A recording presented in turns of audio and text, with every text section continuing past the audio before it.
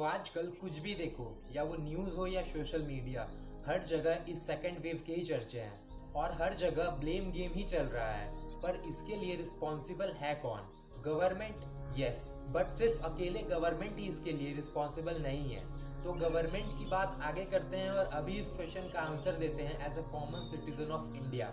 इस पूरे blame game में, इस मेहम में हम एक बेसिक एसेंस को भूल गए हैं, हम खुद को। इस सेकेंड वेव के आने से पहले ही मुझे और आपको ये दिख रहा था कि हम कोविड नॉर्म्स और प्रोटोकॉल्स का कितना पालन कर रहे थे। हम जो कि एक कोविड की कॉलर ट्यून से परेशान हो गए, आज गवर्नमेंट को ब्लेम करने में लगे पड़े हैं। हमें पब्लिक में मास्क लगाना अपनी डिग्निटी के बियॉन्ड लग रहा था, और जब पुलिस अपनी ड्यूटी कर रही थी और फाइन लगा रही थी तो हमें "तू जानता है मैं कौन हूँ" ये बोलना हमने ज़्यादा प्रेफर किया मास्क लगाने के बजाय। हम कुंभ मेला और रमज़ान गैदरिंग्स में दौड़ पड़े बिना मास्क लगाए और सोशल डिस्टेंसिंग की परवाह किए बगैर। हम ह्यूज नंबर्स में पॉलिटिकल पार्टीज की रैलियों में शामिल हुए और आयरनिकली आज उन्हीं पॉलिटिकल पार्टीज को सेकेंड वेव के लिए जिम्मेदार ठहरा रहे हैं। तो हाँ, गवर्नमेंट को तो ब्लेम कर ही रहे हैं सभी, पर at the end of the day it's me and you, we cause this mayhem. हमने इस सेकेंड वेव को रोकने के सभी चांसेस खत्म कर दिए, क्योंकि डिसिप्लिन हमारे लिए एक एलियन वर्ड है। हम कभी डिसिप्लिन में आ ही नहीं सकते। आज हम इधर से उधर भाग रहे हैं एक हॉस्पिटल बेड अरेंज करने के लिए, ऑक्सीजन अरेंज करने के लिए, अपने लव्ड वंस के लिए, उन्हें बचाने के लिए।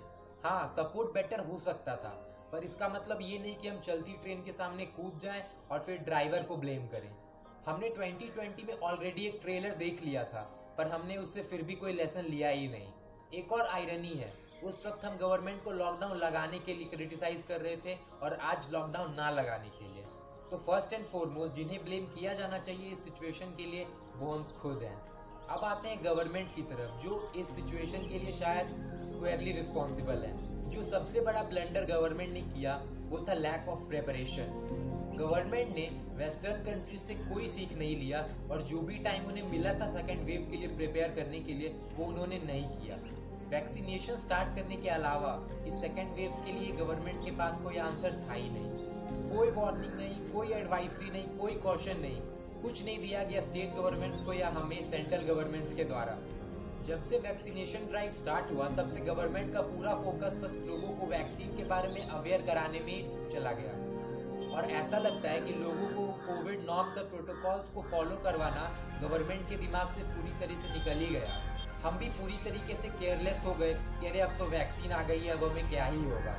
और ये सारा केयरलेसनेस स्टार्ट हुआ मोदी जी और उनकी टीम की बिहार रैली से। पहले बिहार में और उसके बाद बंगाल में बड़ी रैली से लोगों के मन में ये आ गया कि अब वो भी फ्रीली बाहर घूम सकते हैं। तो गवर्नमेंट की ये इग्नोरेंस और सेकेंड वेव के डेंजर्स को नेग्लेक्ट करना आज हम पर भारी पड़ रहा है। पर अब ब्लेम गेम खेलने से क्या ही फायदा।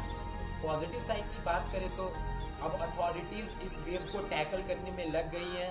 एयरफोर्स और रेलवेज ऑलरेडी बड़े नंबर्स में सप्लाईज ट्रांसपोर्ट कर रही हैं, and if everything goes well हमें जल्दी चेंजेस दिखने स्टार्ट हो जाएंगे। और ये मैं इसीलिए कह रहा हूँ क्योंकि लास्ट 1 वीक में एनजीओज और अथॉरिटीज और इंडिविजुअली लोगों ने अपने लेवल पर जो कोशिशें स्टार्ट करी हैं वो कमेंडेबल है। हाँ, ये है कि हम थोड़े लेट हो गए, पर बेटर लेट देन नेवर। तो आने वाला जो मई होगा वो अप्रैल से 100% बेटर होगा। अपने लेवल पर हम भी अपना काम और गवर्नमेंट और कंट्री की हेल्प कर सकते हैं इंडोर्स रहकर, और अगर हमारे पास रिसोर्सेज हैं तो हम दूसरों की हेल्प भी कर सकते हैं।